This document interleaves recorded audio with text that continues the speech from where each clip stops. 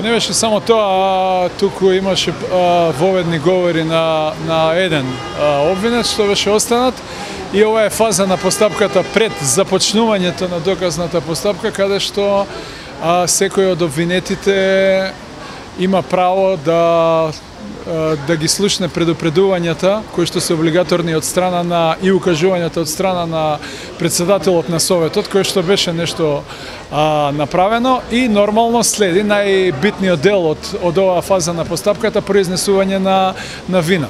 Во таа смисла, секој од обвинетите, доколку се чувствува виновни, може да признаат вина, и тука тогаш во таква ситуација ќе се прекинеше постапката против тој обвинет и ќе се отидеше во посебна постапка само за изрекување на казна. Како што видовте, на денешното рочиште за главна расправа никој од обвинетите не се чувствува за виновен и таа фаза заврши.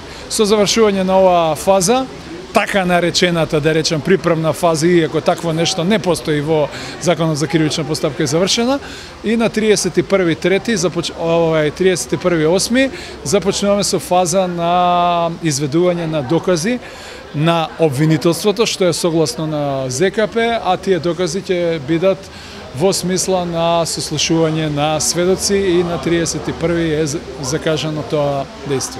Тоа. Сведоците на обвинителството, но верувам дека и вие ќе имате. Кои се, можете ли да ни откриете кои се?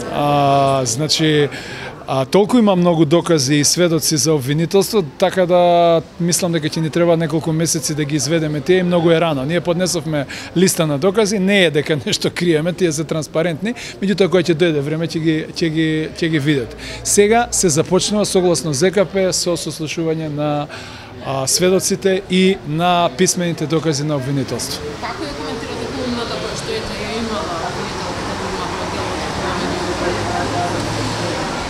Па како би коментирал таа колумна, не знам, секој одговара за своите постапки, меѓутоа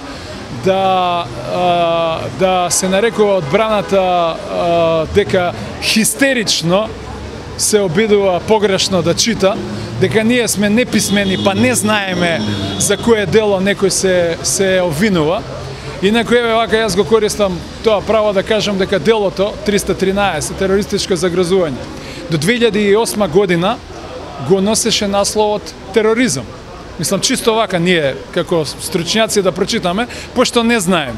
Сега тоа исто дело, по член 313, се преименува во терористичко загрозување на уставниот поредок со исти дејствија на опишување.